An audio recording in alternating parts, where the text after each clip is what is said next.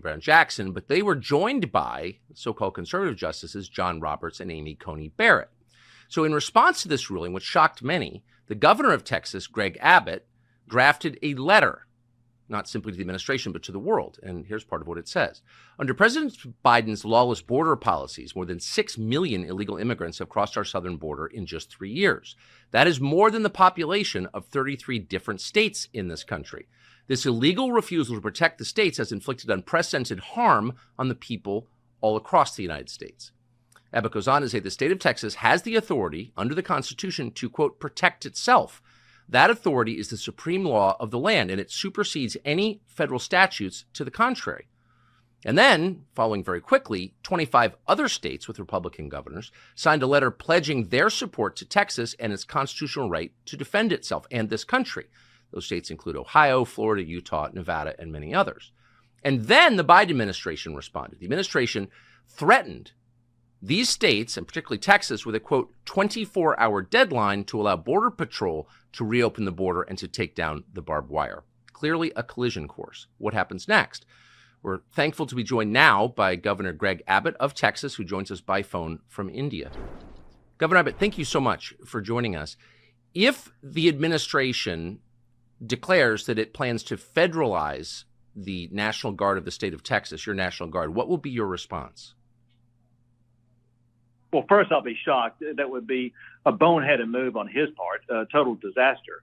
But for one, as you might imagine, we are prepared in the event that that unlikely event does occur to make sure that we will be able to continue exactly what we've been doing over the past month, and that is building these barriers, whether it be the concertina wire or other anti-climb border barriers, whatever we've been building. The Biden administration is now trying to attack us because of it.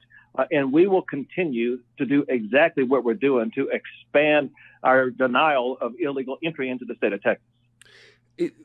With state employees, I assume, not with National Guard. But can you envision a scenario in which you would put armed state employees on the border instead of the National Guard of Texas? We do have other armed state employees on the border as we speak right this minute, and that's the Texas Department of Public Safety, as well as other law enforcement officers, as well as National Guard from other states.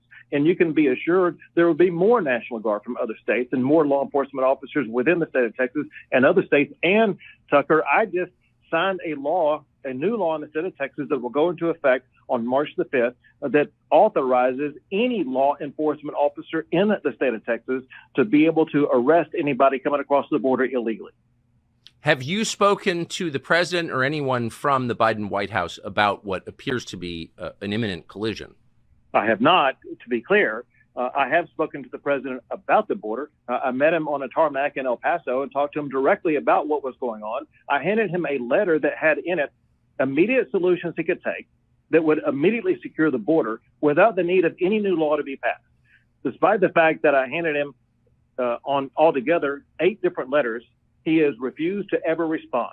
My point in telling you that, we have laid down the precursor of what's called Article 4, Section 4 of the United States Constitution to show that we have been invaded and we have demanded support from the president to safeguard our state.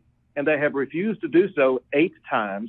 And that authorized me to declare an invasion under Article 1, Section 10 of the Constitution to make sure that Texas is going to be able to use every tool in our arsenal to defend our state.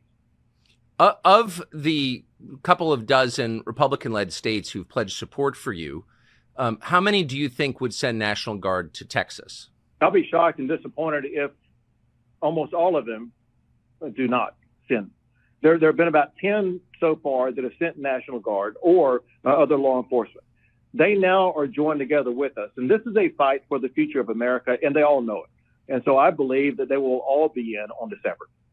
It's just a remarkable moment. And I know you're heading out, but my final question is, how do you see this resolving? What happens next? Well, Texas is going to continue to expand the border barriers that we are erecting, the razor wire that we're putting up, and to continue to gain control of more land over the coming months. I believe, however, that this will all come to an end on January the 20th of next year. because I believe a new president will be sworn in, a president who will actually enforce the immigration laws of the entire country, not just the Texas border, but New Mexico and Arizona and California and the Canadian border also.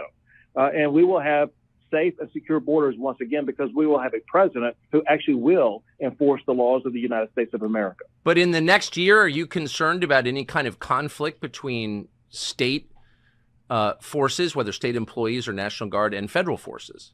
So, Tucker, all we can do is be as prepared as possible, deploy as many people as possible, do as much as possible to put up more border barriers and deny illegal entry. And our head is down. We're working hard, regardless of what the Biden administration is doing. Governor Greg Abbott of Texas joining us now from India. Thank you very much, Governor. Thank you. Take care. The state of Texas appears to be on a kind of collision course with the Biden administration, with the federal government over the southern border. Can it be protected, or must the invasion continue? The Supreme Court has weighed in on this to some limited extent, but it hasn't solved the problem or answered the question. So what happens now? Things are moving very quickly, and it seemed like there was no one better to tell us what the future may hold than the Attorney General of the state in question, Ken Paxton, who joins us now. Mr. Attorney General, thank you so much for coming on. So that's the question. Where does this go? It seems like there are two large forces speeding toward each other, no one's swerving. What happens, do you think? I don't think anybody knows exactly what happened, because we're in uncharted territory where we have a federal government that has largely not just ignored federal law, not just ignored their constitutional role to protect the state and the country. They're actually participating with the cartels and bringing people here as fast as they possibly can. I just don't think we've ever seen anything like this in our country, where we have a federal government not just not doing their job, but affirmatively working with bad people to do bad things to the country. I don't remember anything like this. So can I just ask you to stop there, since you're a law enforcement, you're the chief law enforcement officer of your state. Can you assess whether what the Biden administration is doing now is, strictly speaking, criminal? Are they breaking the law in how they're handling the border? I think they are. I mean, they're taking federal law and dismantling it. He has a constitutional duty to implement what has been put in place by the elected representatives. Yes. And he's just not doing that. And he's making up his own rules as we go that allow the cartels to gain a foothold, a really strong foothold in the United States, not just in my state, but really across they're building a network across the country so that they can keep doing this well after Biden's gone. So just to the next few days or weeks or months or who knows, the Biden administration has effectively threatened your state and said you've got 24 hours to do something. What are they demanding that you do, and where does this go short term, do you think? I'm not exactly sure what we're supposed to do. I mean, is it we're supposed to let them help them cut down wire and fences? We weren't ordered to do that by anybody that I know of, and so we have no obligation to help them violate federal law, and we're not going to do it. And I don't think Abbott's going to give in. I certainly don't plan on giving in. So they're pushing us to help them, and we're not going to help them violate federal law. We're going to try to defend our border the best we can with the resources we have. And, my job is to do it in court. Abbott has other resources at his disposal, and I hope he uses every single one of them to stop this. The governor, Greg Abbott, told us this morning from India that there are at least 10 states that have sent National Guard to Texas. Has something like this ever happened in the last, say, 100 years that you're aware of? I know that they've sent different states. I know Ron DeSantis has sent troops, and I believe Ducey, when he was in office, sent troops. But nothing to this scale, nothing since the Civil War that I know such a conflict has existed between the federal government and the states. This is really new territory for us. I think it's new territory for anybody living, because we have not seen this type of conflict between the federal government basically ignoring all of their duties. And I can't even imagine actually Texas, when it came into the Union, agreeing to come into the Union if they knew that the federal government wasn't going to defend the border. That would have never happened. I'm not sure there would have ever been a constitution that was joined by states if they ever thought that the federal government wasn't going to defend them. And if they didn't, they couldn't do anything. The states couldn't do anything about it. That doesn't make any sense. Right. They did never imagine that a dictator president would decide to change the population to win elections forever. I don't think that even entered their minds. So, what would happen if Biden decides to, quote, federalize the National Guard of Texas? Look, he can do that. Any president can do that. I think that pretty much ends his election possibilities. Not that they're that good now anyway, but this is becoming the number one issue. When you come into a state like Texas, that I think people can clearly see, we're just trying to protect ourselves from crime and terrorism and a lot of bad consequences. I don't think now these liberal sanctuary cities know the same problem. They've got just a little bit of what we have, and they know that this is real. So I think it's becoming more, Americans are becoming more aware, and I think if Joe Biden decides to force that onto us by taking over the National Guard, I think it's an automatic loss. He's done. And so, in some ways, we have to suffer with the consequences for a few months if he does that, which I still hope he doesn't. But in the end, he loses the election absolutely if he does that. Do you think it's possible that he will? I mean, I guess it's possible to know, but what would you rate the likelihood? I don't know. I mean, I don't really think Biden's thinking about this much. I think it's his handlers, whoever's behind the scenes, making those decisions. If I knew who that was, I could probably better give you an answer. But, I have no idea what he'll do because I don't think he knows what he's going to do. And after he's done, I'm not sure he even would recognize what he did. So if I knew who was making that decision, I could actually direct questions at him, or somebody could. I think that would be helpful. But we don't know who's running the country right now. Yeah, no, I don't. I've never met someone who could answer conclusively who's in charge of the United States. Obviously, it's not him. So, what does Texas, in the meantime, plan to do to secure the border on behalf of the whole country? By the way, not just your state, but all of us. What are you going to do? Yeah, we're fighting for our lives. We have several lawsuits. This one comes back to the Fifth Circuit. So we're back in court on this very issue of them cutting down our wire. So it's not over, and I'm still hopeful that somewhere along the way the Supreme Court will figure this out and realize the damage that they're creating for the states and the conflict that they're allowing between the federal government and the states, that they should just not do. They should require that if there's federal law and there's a constitution, that it be enforced. So, but we have other cases that we're dealing with. We've got the Shelby Park case where we've taken control of that park. And I think the governor's just going to hold on to it. And I think we also have this March 5th date looming where we've already been sued by the federal government, by the ACLU, because the state has passed laws that go into effect in March where we can deport people that are here illegally. And we're going to do it. So we've got a lot of conflict ahead. We got the Bowie's case, which is also up at the Fifth Circuit, which will be heard by the entire court, I think, in the coming months. So there's numerous cases where the courts still have a chance to actually force the president to follow the Constitution and protect the American people. This is uncomfortable. You don't have to answer it if you don't want to, because it's not about you. It's about someone you work with. But for 3 years, the governor of Texas hasn't done a lot to protect the country from illegal immigration. I would argue very frustrating to watch. All of a sudden, he's taken center stage, and he seems pretty resolved, pretty resolute on this question. Is it your sense that this is a genuine change of heart? It sure looks like it. I mean, I think just the numerous incidences that we've tried to stop this legally, and they just keep changing up what they do. So we'll win, or we'll get some version of winning, and then they come back and try something else. So I think he has become ultimately frustrated with this, and once he's resolute, I don't think he's backing down. I think he will fight this to the bitter end. And he realizes the consequences of us not doing that is we're going to lose American lives. We've got kids dying from fentanyl overdoses. We know that we've got people crossing the border that are terrorists, and we're not catching them. And we know that we're going to be dealing with the cost of this for decades. And it's insurmountable if we let this continue. Yeah. So you mentioned a moment ago the cartels and their role in this. Can you expand on that? And I'm not sure most Americans understand the hold that drug and human trafficking cartels from Latin America now have in the U.S. What do you know about that? I know that they have become significantly more powerful during the Biden administration because the money that they're making has massively increased from the time that Trump was in office, because Trump was doing things like enforcing federal law that actually worked. And a lot of people say we need to fix our immigration system. Well, maybe we do, but we certainly need to enforce the laws we have. We know that it works because Trump did it.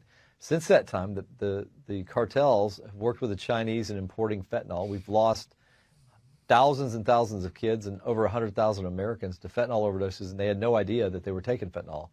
And so the challenge that we have in front of us is we have the cartels making $10,000 to $12,000 a person. So the more people they bring into the country, the more money they make, and the more they're able to build their network. And they're not going to want to give this up when they're making billions of dollars on drugs, human trafficking, sex trafficking, other crimes, and importing people. I think it's going to, as they gain power and they gain more assets, that network is getting built out during Biden's administration, and the next president, hopefully Trump, is going to get stuck with dealing with that. So you're the Attorney General of one state out of 50. Merrick Garland's the Attorney General of all 50 states. If you know this, he must know this. Why has Merrick Garland, apart from the obvious answer, he hates America, but why hasn't he done anything about this? So I think this is this is clearly a plan, right? This is a strategy. It's just like their election strategies. This is a strategy that started on day one when Joe Biden said, well, we're not going to deport anybody. And of course, he brought people in like Merrick Garland who were fine with not enforcing federal law, who didn't care if the Constitution was honored by the president or him. And so their goal is simple. I think it's two things. They want more votes, and this is a way of getting them here. And then they'll want to give amnesty. And they are bringing them mostly to Republican states. And they also want to hurt Republican states, I believe, because there are costs associated with this.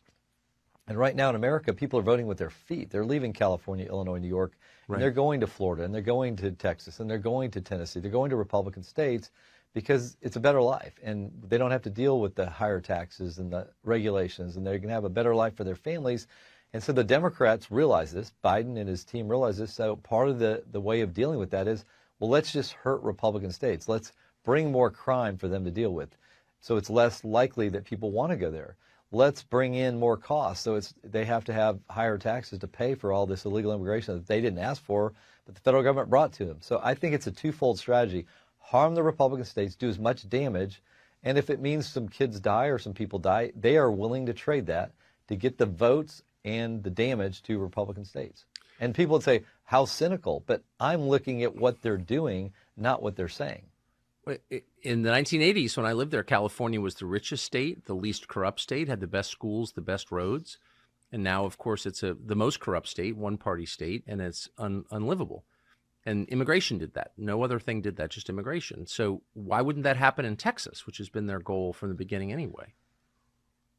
It's going to happen. It's going to happen all over the country, particularly in Republican states, because that's where they're bringing most of the illegals. That is the strategy. Fill up the Republican states to deal with the problems, the crime, the costs, and then also, hey, there'll be more voters. They'll have kids. Those people will vote, and they presume that those votes will go their way. And that's the strategy, because if you turn Texas and a few other states Democrat, we effectively are California. We have a one-party system where there's not accountability, there's not competition, there's not a way for the voters to change things if the system is rigged so that only one party is in power. And that is ultimately the strategy of the Democratic Party. Create one party where the voters don't have a choice.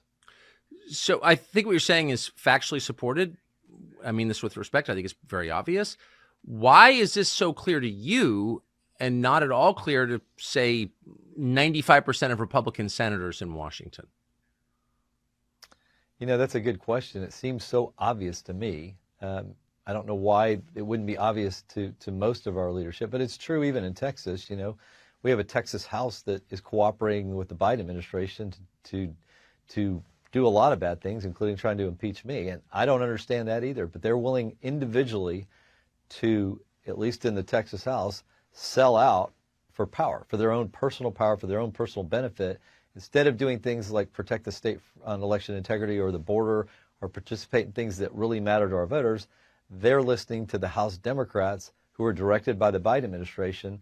And of course, our speaker ends up being elected by House Democrats. So there's a lot of infiltration. The Democrats have infiltrated the Republican Party, and they've been very smart about it. And even though we're a majority state of Republicans, they control the Texas House. And so I don't know if that's what's going on in Washington, because I don't have as much time to pay attention to it. But it's very clear, and it should be very obvious to every American, let alone every Republican, that we are moving towards a one-party system, and that is the goal. Is that the same Speaker of the House in Texas who was videotaped drunk in the House?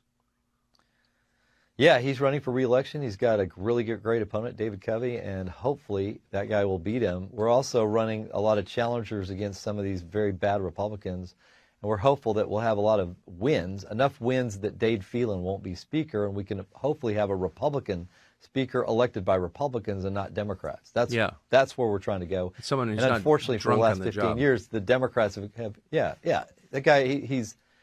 You saw him. I mean, it's clear out of control. where his priorities are. They're out of control. Yeah, it's like a frat house down there, and not in a fun way. Last question. I'm in Texas a lot. I have a lot of family who live there, and people I know who are in Texas every day say that it's very obvious, just from living there, driving around there, that this invasion has degraded the quality of life in the state. Do you feel that? Yeah. I mean, you feel it especially in the large cities, but it depends. You can find other little cities that were overrun as well. But like, in Austin, I have to be there a lot. I live in more of the Dallas area, but in Austin, for sure, you see the crime, the fact that I don't really want to be downtown like I used to. I used to be downtown all the time because that's where the capital is. And I find myself not feeling as safe because I know the crime rates are higher. And part of that is this huge problem with illegal immigration. That's true in, I think, a lot of our major cities here. And it's going to get worse. And my even bigger fear is this whole thing with these terrorist cells that I believe they're being established now because we aren't controlling the border. The schools and hospitals of Texas are paid for by American citizens, Texans, for their benefit. How could they possibly handle an influx of people this large? Like, what's it like to go to the emergency room in San Angelo right now or San Antonio? What's that like? I think especially a lot of these smaller hospitals are going out of business. They just can't afford the Medicaid costs that they're incurring as a result of this illegal immigration problem. And I think you're going to see more hospitals go out of business. You saw what happened in New York. They were clearing out of school so that illegals could come to school, and the kids that are from there can't even go. That's going to be more and more of a problem as these numbers continue to increase. We're going to all feel it, and it's just a matter of time before the entire nation directly feels this, and that's going to continue to grow. Yeah. Well, there needs to be some very vigorous response to that because that's the destruction of our nation. So I appreciate Ken Paxton, Attorney General of Texas. Thank you for the time and for that explanation. Hey, thank you. Thank you. There's not one power center in this country, the media, the government at all levels and both parties, big business. There's not one power center in the United States that would like to see secure borders. And so, of course, we haven't had secure borders, and now we're being invaded, and no one's really doing anything about it. So it's just a matter of time before citizens who love their country, in many cases who have served their country overseas, decided to get a little more active in protecting their country. And that's why we're about to see the Take Our Border Back Convoy. It begins on January 29th. Truckers, bikers, anyone who wants to come and protect the United States and demand that our government secure our southern border is welcome. They'll be driving to Texas, and one of the people who will help them navigate that state is Doc Pete Chambers. Chambers is, true to his title, a physician. He's a former Green Beret. He was recently down in Eagle Pass, Texas. So not surprisingly, Doc Pete Chambers has been attacked by dying legacy media outlets as a deeply scary person, because your country being invaded is not scary. It's all totally normal. We thought it would be worth talking to Doc Pete Chambers about what he expects to happen with this convoy and his role in it. He joins us now. Dr. Chambers, thank you so much for coming on. It's great to be here, Tucker. So what can we expect with this convoy? Can you describe what it is and what its purpose is? Right. This is a peaceful assembly. This is what we do as Americans. This is how we shed light to a subject. This shedding of the light will result in exposing really what an open border policy looks like. Yes. We know we know the problem sets in Texas, but literally I promise you this, that 40 miles north of that border, there will be people that will never have heard of the border problem because they just watch mainstream media. Yes. And so this is what that is about. And so, can you tell us the route of the convoy and who you expect to join it? Right. So right now they're going to be leaving out of on the 29th, Virginia Beach, which is where the 1607 Covenant, the landing, which signified the John Smith landing in 1607, where they planted a cross on the beach and said, "Hey, this is a covenant to this nation, to God." And then they're going to leave from there, and they're going to go down through Florida. They're going to cut across Highway 10 through Louisiana, Baton Rouge, Houston, into Dripping Springs, Texas, where I'll be working out of, and then on to near Eagle Pass. Now, I'm part of the advisory of this, and as I advised, I used to be in that same unit that's down there. That's the unit that has a streamer on it from the Alamo. It's a very historic Texas unit. And so they are down there holding the line. And I know those soldiers. I worked with them. I took care of them as a doctor with Operation Lone Star. They're busy.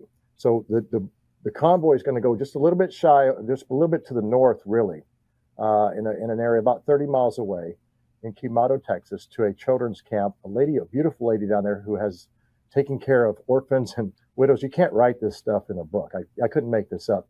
But she was overrun, first of all, by the COVID mandates that said you got to shut down. You can't keep running this shelter, number one. Number two, she was overrun by the numbers of volumes of illegals that were coming through her neighborhood, trying to get into her food pantry. And then number three, the cartels are a significant presence in that area because that is the end point of where they do the end around. So we are looking at the bright, shiny object that is Eagle Pass. That's a bright, shiny object. Look here. The droids that you're not looking for, if you will, are just to the north, right in that location. And so what this is going to do is it's going to bring light to it, because we have to understand that there is a constitution, both state and federal, and that we have to, number one, expose those that argue things in the Hegelian dialectics, if you will, of tort law, and look at the Constitution, which is exactly what this is a focus on. The Constitution, we the people. That's why we the people will be riding along, mama bears, cops, veterans, truckers, and going to that location to bring light. There is nothing nefarious about this. There is, matter of fact, I am suggesting to them that they and they know this, that this is a peaceful demonstration. This is how this will be. Who's paying for this? I assume George Soros is not. The private equity oligarchs and the hedge fund managers probably not sending cash to finance this whole thing. Is it self-financed? This is self-financed. This is give, send, go. If you go to the takeourborderback.com website, there's a way to find that. But this is unlike what I saw on the border, and I can tell you who all the actors are with that, and there would be a longer discussion where that money comes from. Perhaps we should. Perhaps we should go to Mexico first and drive across the border at the point of entry and just say, hey, we need one of those bags of cash that you're giving out to the illegal folks. Who's giving those bags of cash out, do you think? That is, it's many different ways, but sometimes through charities when they do get to the U.S. side. Sometimes UNESCO, a UN organization under the IOM, who is going to hand them a card, really, it's a debit card, with a phone, and that is funded illegally through the United States back channels into UNESCO. And that money's been tracked, and we know about this. We have the receipts on it, and it'll just take time to keep elucidating those that aren't listening in D.C. I'm a little confused, though. I mean, if you commit an armed robbery and I drive you from the liquor store to my house and put you up for the night, I'm an accessory to your crime and I can be arrested. If there are UN officials abetting crimes against the United States, why aren't they in prison? Why aren't they arrested immediately? Exactly. And if there are people that have taken an oath to the Constitution who are also in that line of decision-making processes, the U.S. Constitution says this, and this is why I know that everyone in the government should agree with me. The same oath that I took, they took. If they don't follow that, they're either aiding or abetting, they are treasonous, or they are it is dereliction of duty. So yeah, there's a lot of things that should be accountable, and that is one of the things that is that we're seeking. Is you got to shed light on it to get the accountability.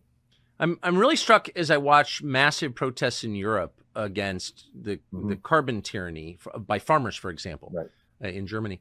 That we don't have anything like that here. We haven't had a large-scale protest against the people in charge since January 6th, over 3 years ago. And that, of course, was the point of persecuting the innocent that day, was to stop future protests, and it's worked. Mhm. Are you concerned that this protest is ripe for subversion by the intel agencies, by the Biden administration, and that you'll be persecuted in the way that the January 6th protesters were? I'm not concerned in a sense for personal concern, but I'm concerned that that a bad light would be shed prior to. It already has, and that's okay. That people have a right for that. We fought for that, but it's not okay to disparage something that is that has a really peaceful intent. But understand this: that because of comfort in this country, sometimes people don't stand up for what they believe is right, and that's a sin of omission. That's just as bad as being a perpetrator to me, in my personal opinion.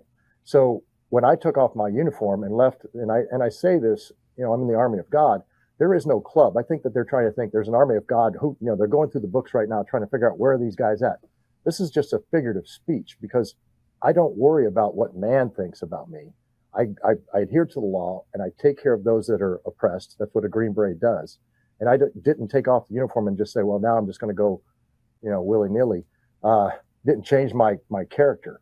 So, yeah, I'm not worried about what those people think. Let me explain a little story. This is an interesting one. You're going to like this. In Del Rio, Texas, about a year and a half ago, 17,000 Haitians showed up at that bridge. I don't know if you remember them under the bridge, and they were corralling them under. We were. Right. So I was in the chopper when we showed up, got on the ground, 50 National Guards, probably about 25 DPS guys, troopers, and maybe about 15, 20 the Custom Border Patrol. Now, my dog and myself held them off for about 12 hours on the border, just barking, right? Because we're getting overwhelmed. But at some point, they had to say, all right, we got to let them in. They're just coming across. That was the same time that horse whipping thing, he had the split reins. It looked like he was whipping. He wasn't. He was 400 meters away from me. That just was a camera shot. But here's what happens. Now we set it up. We got things under control. We're in an operations tent. And here comes the FBI, and they come busting in, and I'll never forget it. Lady comes in wearing a Hillary Clinton pantsuit and says, "Hey, there's a white supremacist group out here, and they're on the list." And I said, "Well, who are they?" And she said, "This particular organization." Don't remember. They were there providing sandwiches to us guys that were out there working all night and all day, and they were actually a Hispanic group from McAllen. So sometimes they might be a little wrong, but I think that the danger in this is those media sources that are actively provoking to do what's a globalist agenda to separate Americans, does that. They act on it because it's a story, right? But they take the story, instead of doing their own homework, they take that and come in and try to set the narrative with those of us on the tactical level, on the ground. And we just laughed at her and said, okay, thanks. Here's the flyer. Yeah. God, go get a sandwich from one of the supremacists. To the liberal white lady mind, everyone they disagree with is a white supremacist. Just interested, whatever happened to those 17,000 Haitians who stormed our country illegally? Great question. Are they back in Haiti? Well, Senor Mayorkas, he said that was going to happen, and that's not what happened because we followed the tail numbers. The planes some of them flew out of Laughlin Air Force Base, which is a United States Air Force Base close to Del Rio. Some of them got on buses. The first or second bus that lit out of Del Rio, they overtook the bus driver and disappeared into the periphery of Texas. And then what do you mean they overtook the bus driver? They used force and stopped the bus driver and got off the bus and took off. Then why aren't they in prison? I mean, what is this? I'm sorry to interrupt your story. That's nuts. No. This is our life down here. This is what we see. It's ridiculousness. So for me, I'm not surprised by any of this. Particularly that night, that video that you played, that was 18 December. That ended up being about 12,500. But the rest of the story, about 3,000 of them went to the Civic Center in San Antonio, and that ended up being a job fair for the cartel. So we followed them, we as citizens, and figured out what they were doing was the cartel guys would drive up, and then it was like a hiring frenzy, like something on LinkedIn, but it was there in the Civic Center. And so we are aiding and abetting an invasion on not only on the border, but every state is a border state at this point. It's hard to comprehend that no one's done anything about this for 3 years, and it'll be a completely different country in a decade because of this, and not a better one. Let me ask, you often hear this migrant wave described as, quote, military-age males. You spent a lot of time there. Mhm. What Yep. percentage would you say are military-age males? That has changed. It predominantly was family units when I was down there a year ago. Yep. The 22nd of May was my last day in uniform last year. Now it is about 60%, and I'll just give you the numbers from that particular night on December the 18th. About 60% male. This particular group was primarily out of Venezuela, but when I get information that comes up to the border, because we have people all the way down into the Darien Gap that report to us, these are just citizens, former military guys, and they tell us what's going on. The next wave is going to be Yemenis. Think about this. They're bombing Yemen right now. The next thing you do is get displaced persons, just like they did in Hadalat Rukban camps in the Syrian-Jordan border. But Jordan sent them up through Europe. These are coming straight to the Darien Gap and coming to us. So, yes, there are more fighting age males now per capita because of the fact that, my opinion, most dangerous course of action, most likely, this is the spectrum. I have to think about the most dangerous, and it's to just destabilize this country. This is a Marxist technique. This could be mixed in with a little bit of Cloward-Piven doctrine. This could be mixed in with a little bit of Saul Alinsky to create a need for us to have the government save us. We're from the government. We're here to help you. All right. Well, no, because your tweet that you asked out there, I'm going to quote it. Where are the Texans? I'm sitting there screaming, we're right here, and come and get on a horse and we'll show you. But we, the people, are going to expose these things because we have to. This is our backyard. And there's nothing humanitarian about this. But we have to make sure that our legislators understand, because I've lost a lot of faith. I still have faith in a few. They have to understand that they have to adhere to that same oath. And many of them don't have an oath. We've done some FOIAs and found that out as well. It's pretty interesting in the Biden administrations, particularly. So I think most people, and I'm sure you're in this group, would like to live in a country where the government that they hire and pay for solves these problems, like securing the nation against invasion. But they're not, and so citizens are stepping into the breach. Do you have any hope that Governor Greg Abbott of Texas will change his longstanding policy of supporting open borders and really crack down? Do you think it's real? You know, since I've been on the border, I've done numerous talks on the optics and the reality of Operation Lone Star since I got out, because I had to start telling the truth, because I just couldn't stand that what we were doing was 90% optics and 10% reality in stopping anything. We counted a lot of heads, and we apprehended, if you will, the numbers on a piece of paper. So now there is a constitutionally written document that came out the 24th, not 2 days ago, that is constitutionally driven. I love it. But we have to look at the way that they were arguing in court. And this is where I want, the citizens to do their part, is to talk to A.G. Paxton, who I admire and I've had discussion with, and say, you can't use tort law in the Fifth Circuit amicus brief. Exactly. If you look at the references, they didn't use the Constitution. They used tort law, case law. And that's never going to fly, because the job of the federal government is to provide security for this nation, period. Once again, I said, we agree that the oath is an oath.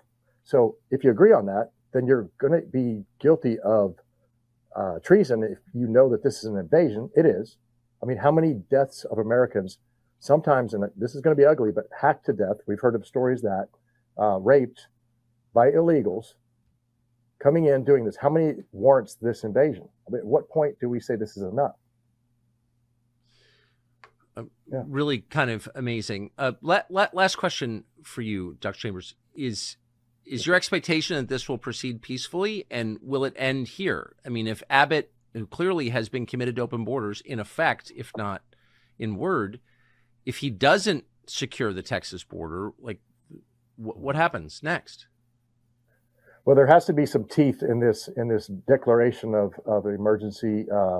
He hasn't declared an emergency border invasion. That has to be. We have to declare the cartels actually terrorist organizations, foreign terrorist organizations, transnational criminals, and then we have to go after that. Because until we do that, there's no teeth in this. There's none right now.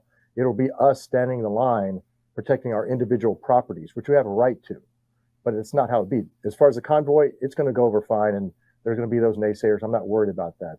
We don't put our worries in that. Yeah. Well, I hope they don't infiltrate it like they did January 6th and make you look like terrorists. They may. So Godspeed. Dr. Pete Chambers, thank you very much. Tucker Carlson, tonight on Tuesday, 2 days ago, Twitter slapped a warning label on all tweets from National Public Radio. Going forward, NPR will be identified for users of Elon Musk's social media site as, quote, state-affiliated media. That is the same category as Russia Today or China Central Television.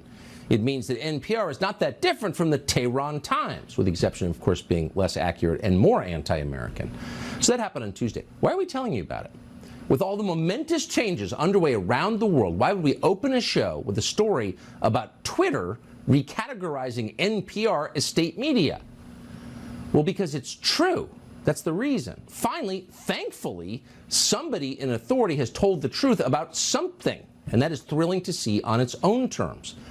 In a world defined by lies from our leaders, this seemed like a rare sign of hope and progress. Telling the truth is the most revolutionary act of all, far more than taking up arms. And yet, you rarely see it. Human beings created language in order to describe the world around them more precisely than they could with, say, grunting or sign language. But unfortunately, we have been subverting our own creation ever since. But not tonight. By calling National Public Radio what it is, Elon Musk has used English as it was intended to be used in order to tell the truth. Of course, NPR is state media. Have you listened to it? It has all the hallmarks: repetitive dishonesty, authoritarian politics, unwavering devotion to the party in charge. Of course, that could describe virtually all media in this country. The difference is the state actually pays for NPR. NPR was created more than 50 years ago by a law signed by Democrat Lyndon Johnson. It was called the Public Broadcasting Act. And from its very first day, NPR was wholly dependent on tax dollars in order to exist. And it still is. Federal funding is essential to NPR, explains NPR's own website. So there's no factual debate about that fact, but there is a great deal of lying about it. Every year, NPR lobbyists head to Capitol Hill to demand more tax dollars. Democracy can't exist without us, they screech, while simultaneously at the very same time telling you at high volume that NPR takes virtually no tax money. So we don't need federal subsidies, don't even want them really, but you have to increase them. That is NPR's line, and has been for decades under the political leadership of both parties. And it's essentially unchallenged by anyone. It just stays. Wars and recessions come and go, but NPR funding remains. But after more than half a century, it is very clear that there is nothing public about National Public Radio. NPR is the radio station of permanent Washington. That's who pays for it. That's who benefits from it. By adding 3 simple words to NPR's tweets, Elon Musk exposed that forever to the world. Such is the power of truth. It exposes, and of course, it infuriates those who are exposed. So NPR howled in outrage, but with its signature pursed-lipped fussiness. Here's a direct quote from a piece on NPR's website, which really does belong in the Museum of Uptight Liberalism. Quote, NPR officials have asked Twitter to remove the label.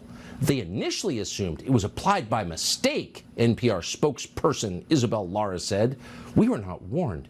It happened quite suddenly last night, Lara said. In response to an NPR email for the story seeking comment and requesting details about what in particular might have led to the new designation, Twitter's press account auto-replied with a poop emoji. Well, it's just so perfect you couldn't improve it. Hey, Twitter, stop calling us what we are. Okay, NPR, here's a scat cartoon. So you can forget the rockets and the electric cars. Elon Musk is a hero for this alone. But NPR wasn't finished. It still had fight. National Public Radio was so angry, so enraged to be called state media, that its supporters enlisted the help of the regime's top spokeswoman to claim otherwise. Stop calling it propaganda, said the propagandist. Again, it's an irony-free zone and just too great. Watch this.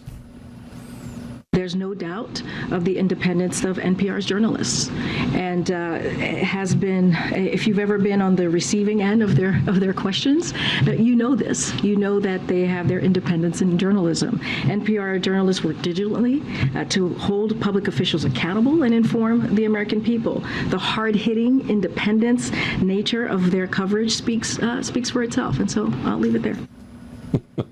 That is so Baghdad Bob. It's unbelievable.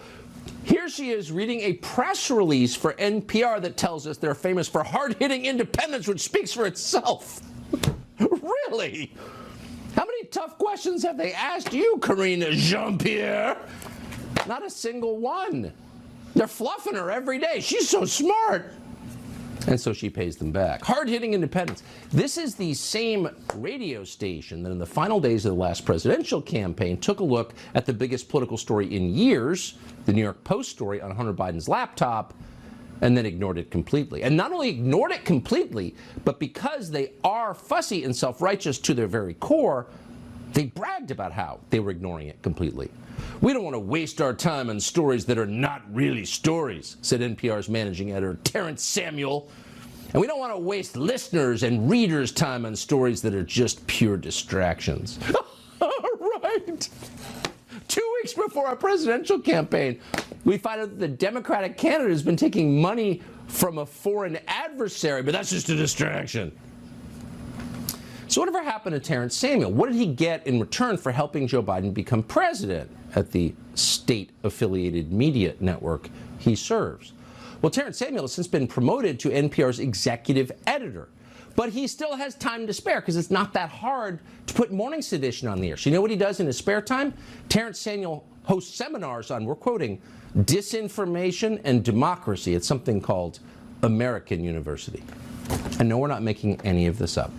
Nor are we fabricating NPR's report from just last month that informed us male athletes have no inherent performance advantages over female athletes. None at all.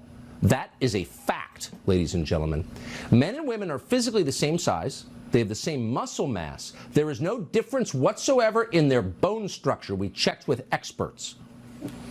So, as you know, NPR is famous for its widely respected science coverage. But that's not the only reason that NPR is now the go-to news source for unhappy female attorneys over 50. No, there's more to it than that. They're the lifestyle pieces, the features, as they used to say in the newspaper business.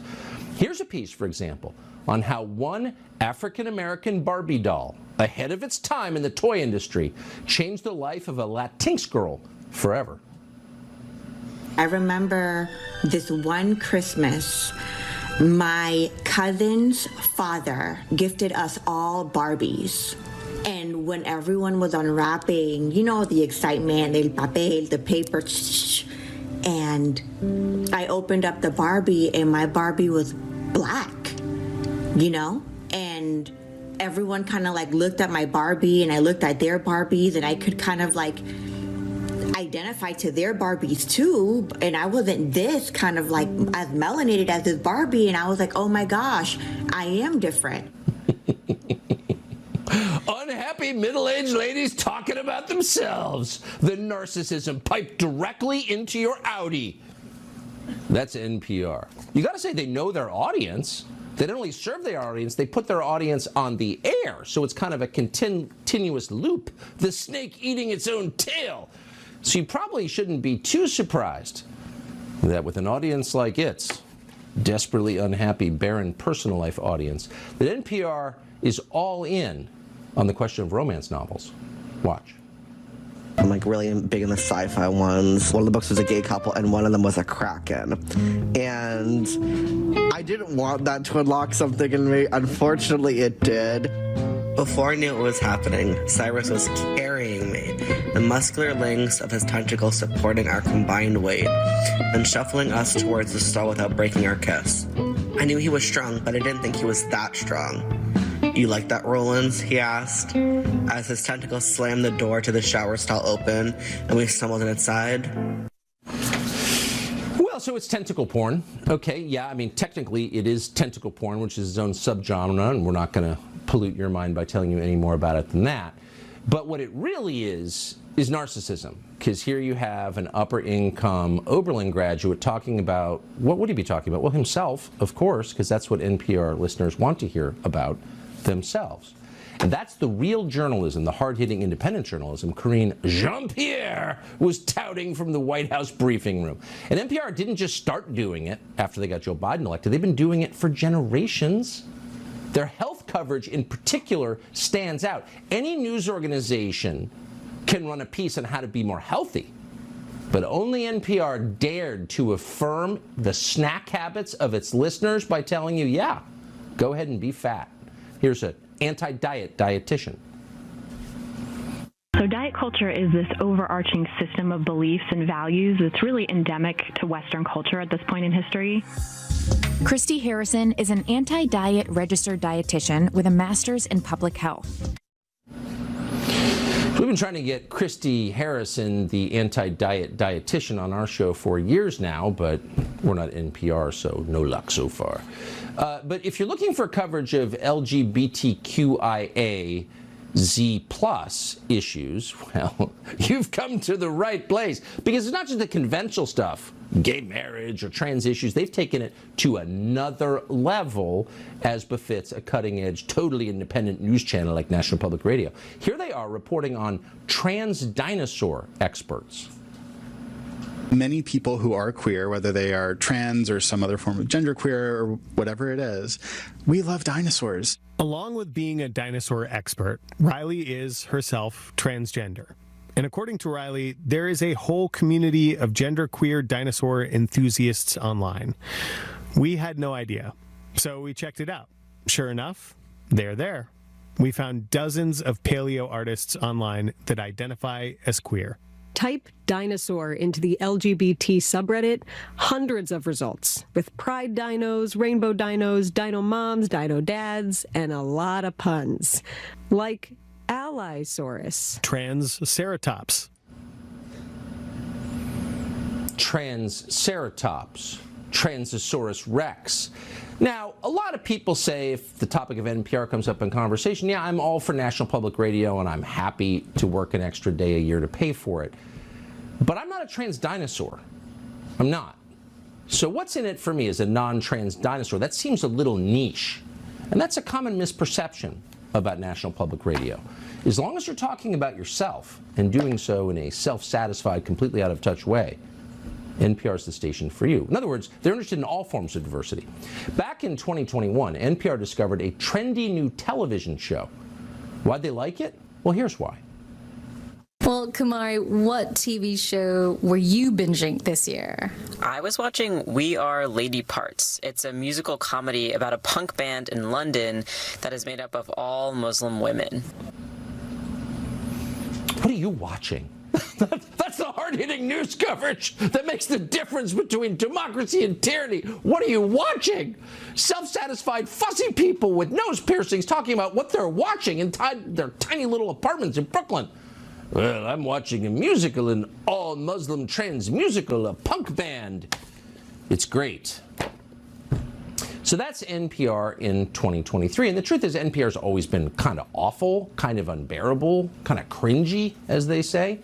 But now, you can't even listen to it, because the people who work there are deranged. They're ideologues. And ideologues, of course, in the end, go crazy and start attacking each other. The revolution inevitably eats its own.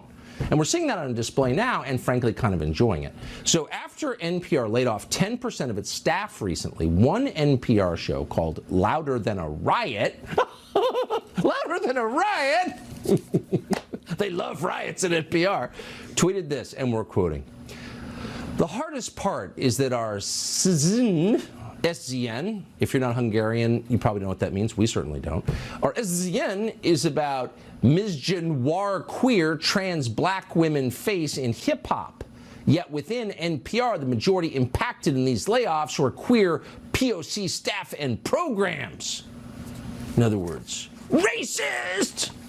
By the way, misgenre, in case you aren't up on your NPR speak, has something to do with bigotry against women who are black. Not that NPR bothers to define any of those terms. Anyway, it gets better. Because once you put crazy people in charge of your newsroom, well, crazy things happen. So they tried to call an all-hands meeting to explain why people were being fired. The real reason, of course, is no one wants to listen to this crap. But an NPR executive had to get out there and try to speak slowly and tell these people why they were fired. And people start screaming at him. So he called for civility. And then one employee said, "You need to read this piece." Quote, "When civility is used as a cudgel against people of color." That's NPR, ladies and gentlemen, on the inside. NPR, by the way, we told you at the outset, is now officially state media. And honestly, that tells you a lot about the state. Vince Colonnese is a radio host in Washington, D.C., a very popular one, deservedly so, and he joins us tonight to assess NPR. Now, you live in Washington, you report on it on the radio. Was there ever a question in your mind that this was state media? Not at all. Our mutual buddy Chris Plant calls them National Panhandler Radio, appropriately, NPR. And you know what's amazing about this? They're trying to prove that they're not state media, and they're relying on everyone who's funded by the state in order to make that defense. So Karine Jean-Pierre stands there at the White House press briefing and says NPR is so independent. She gives a Braveheart-style speech attesting to their independence. Do you think she would ever do that for Simon Atiba? Like, not in a million years. No. Not in a million years. Of course, it's for NPR. NPR cited Yoel Roth, the former head of censorship at Twitter, as a guy who said they shouldn't be labeled state-affiliated media. Yoel Roth and Twitter at the time were making millions of dollars from the federal government to censor the American public. These are all completely biased people. And one last big thing that I noticed about this, Tucker, they say in all of their defenses, well, only 1% of our funding, less than 1%, comes from the federal government. Even that is deception. Even that is a lie. NPR is a content organization. The 1,000 member stations that they send content to all pay fees to NPR. Guess where they get their money from? That's right, the federal, state, and local governments. As much as 23% of all of their funding comes from there. We're talking hundreds of millions of dollars, and here they are playing a shell game. And the only type of organization that plays that kind of deceptive shell game, not a news organization, one that is running a political operation on behalf of the government.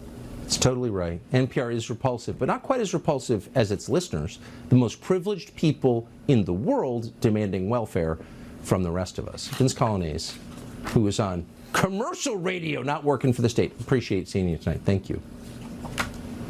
Good to see you. A quick programming note. On Tuesday, we'll be heading down to the east coast of Florida to speak to Donald Trump, who's currently the frontrunner in the Republican presidential race, who was just, as you know, indicted this week.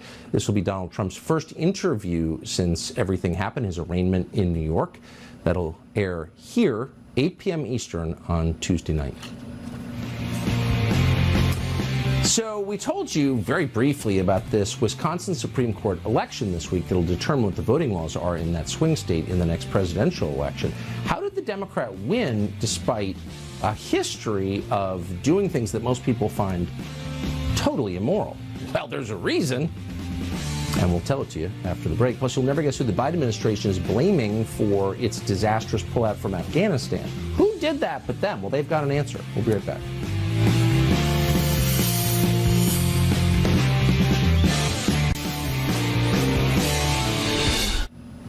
This week, as you may have heard, Democrats took control of the Wisconsin Supreme Court, and that has major ramifications for the 2024 presidential election in a key swing state, which is why they wanted that seat so badly. So voter ID will be shut down, which will allow fraud. That's the whole point of getting rid of voter ID, to commit more fraud.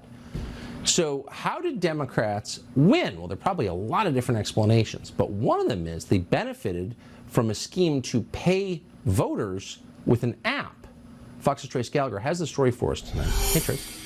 Hey, Tucker. So going into the Wisconsin Supreme Court election, the balance of the court was 4-3 leaning conservative. The race was between conservative Judge Dan Kelly and liberal Judge Janet Protasiewicz. Now, a group called Wisconsin Takes Action was offering voters up to $250 to influence their family and their friends to vote. The Wisconsin Takes Action website doesn't mention Protasiewicz by name, but it does say, quote, "We are ready for a progressive majority on the Wisconsin Supreme Court." In other words, the group group was betting that voters could do the math.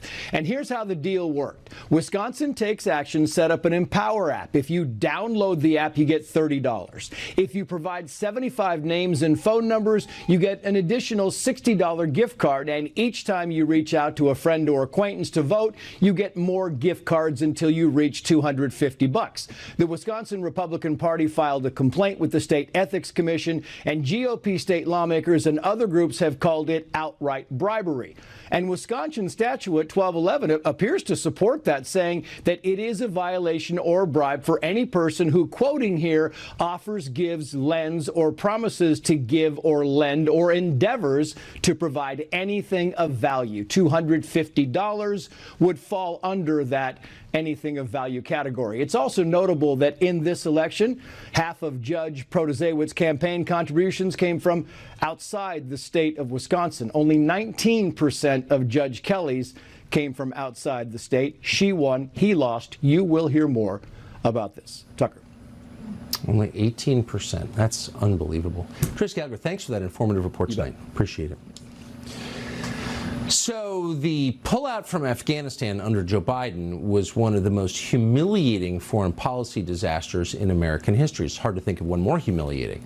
13 American servicemen killed, thousands of American citizens left behind.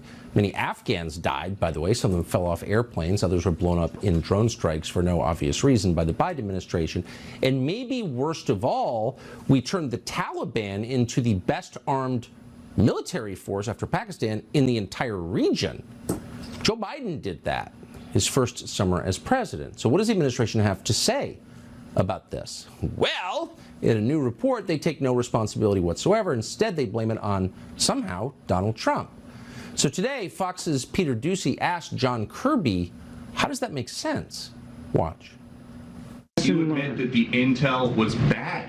So how can President Biden ever trust when they come into the Oval Office with the PDB that anything in there is legit? What I said was that intelligence is a mosaic. What if the mosaic, all the pieces are incorrect? What I said was intelligence is hard business, and they get it right a lot too. There were some pieces here that weren't accurate. This document and this effort isn't about accountability today. This is the next muscle movement in what will be a long process to better understand and comprehend and adjust to what we learned and what we did in Afghanistan. There were children being killed. There were people hanging off of Air Force jets that were leaving, and you're saying that you guys are proud of the way that this mission was conducted? Doesn't mean of that? Proud of the fact that we got more than 124,000 people safely out of Afghanistan? You bet. Proud of the fact that we now have about 100,000 Afghans, our former allies and partners, living in this country and working towards citizenship? You bet. But does that mean that everything went perfect in that evacuation? Of course not. Few things more degrading to the reputation, hard-earned reputation of the American Armed Services than having a shameless liar like that man, John Kirby, speaking on its behalf. Joe Kent carried a weapon in combat zones for most of his life. He's a retired Green Beret combat veteran, also a former candidate for Congress. He joins us tonight. Joe Kent, thank you so much for coming on. So what do you, as someone who spent a lot of his life in that region, what do you make of this explanation? Well, first off, Tucker, all the Democrats and Joe Biden are trying to do right now is avoid accountability, shift it back to President Trump. And that's because House Republicans have finally started putting some pressure on the Biden administration, demanding for accountability. So that's the knee-jerk reaction. But this is a complete and total disgrace. Look, I would have a lot more respect for the Biden administration if they went after the military-industrial complex and the intelligence community for their lies. This all goes back to when President Trump attempted to get us out of Afghanistan. He fought us to the negotiations table. And that's when the intelligence community and the military-industrial complex lied to the American people. They leaked it to the media that Putin had put bounties on the heads of American soldiers, the whole Russian bounty narrative. And then Congress, in a bipartisan fashion, moved to block Trump from spending money to get us out of Afghanistan in the summer-fall timeframe of 2020. We should have been out then. We had a plan. But then Biden came in and he couldn't do Trump's plan. He wanted to get our troops out on his timeline in September 11th of 2021. And then the military-industrial complex continued to lie, this time to Joe Biden. You kept hearing those rosy assessments of how the Afghan military was going to hold the ground and they were going to stand and fight for months on end. They lied, and Americans died as a result. Someone must be held accountable. Yeah. So you know what happened. You personally, Joe Kent, know what happened and almost uniquely are brave enough to tell the truth about it. And this is why they prevented you from winning that seat in Congress in one of the most rotten elections I've ever seen. And so I hope you'll be running again and continuing to tell the truth. Joe Kent, thank you. Thank you, Tucker. I will. So you'd think the price of college, since the economy is teetering, would be coming down, but it's higher than ever. So you have to ask, what will happen when artificial intelligence replaces maybe most of the entry-level white-collar jobs that these students are going to college to try to get? Is anyone thinking this through? Mike Rowe is thinking it through. He joins us next.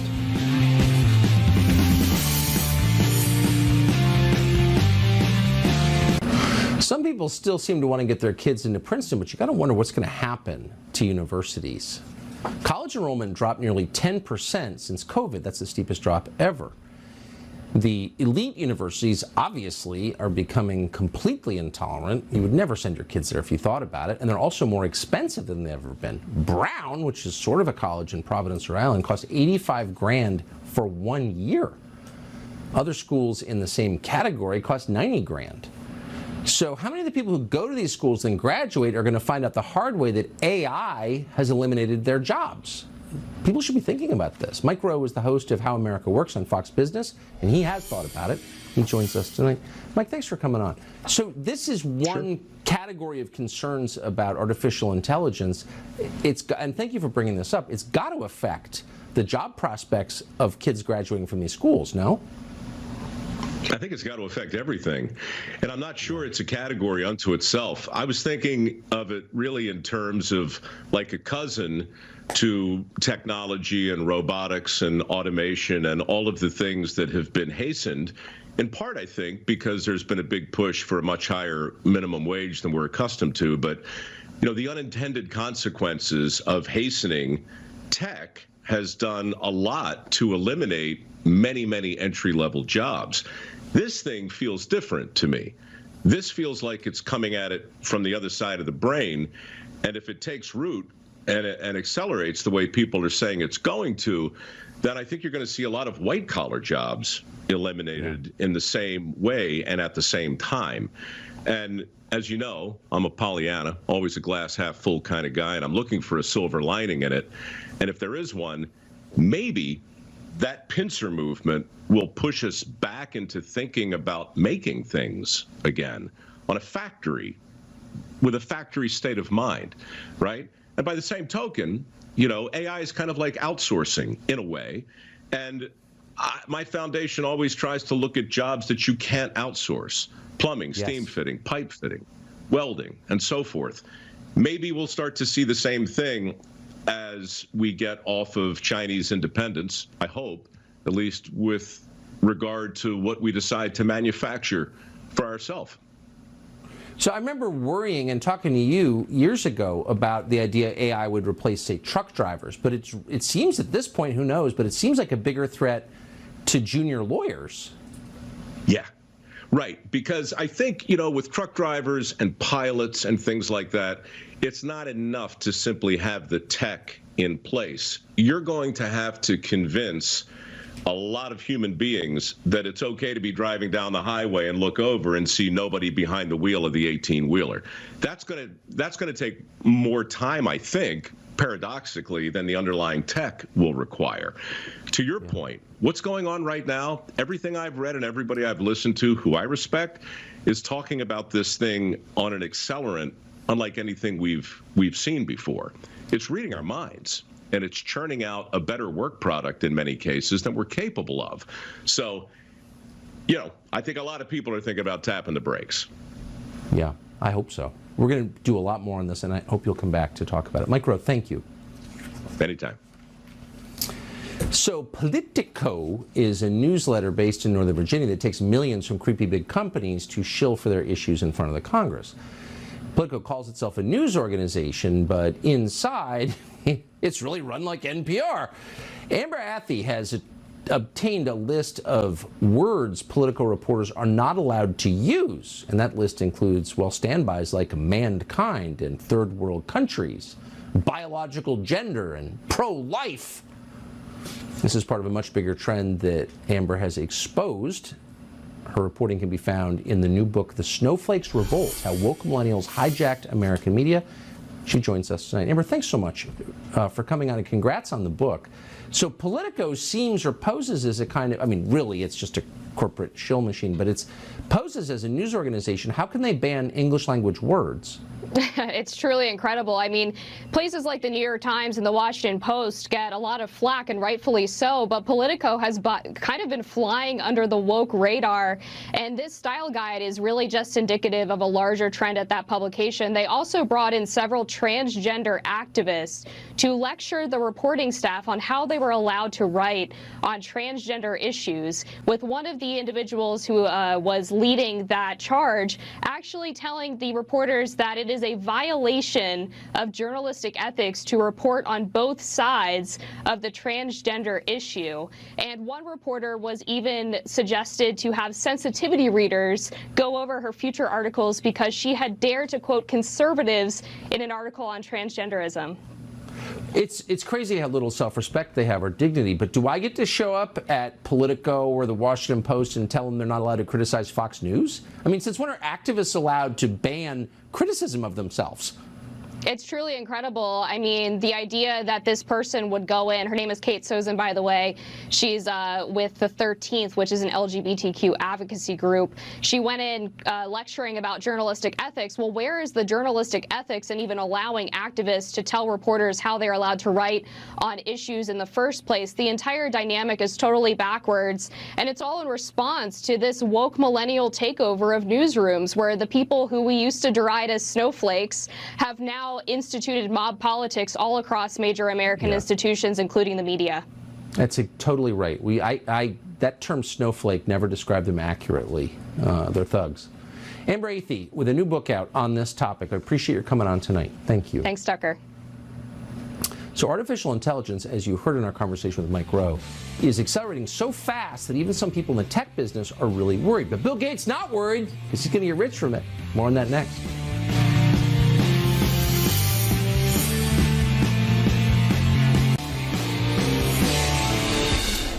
So people have been talking at the margins about AI, artificial intelligence, for quite some time, and all of a sudden you have a chance to test it with various chatbots like ChatGPT. And if you have, you know how bizarre and unsettling and honestly amazing but scary this technology is. It's lots of different things.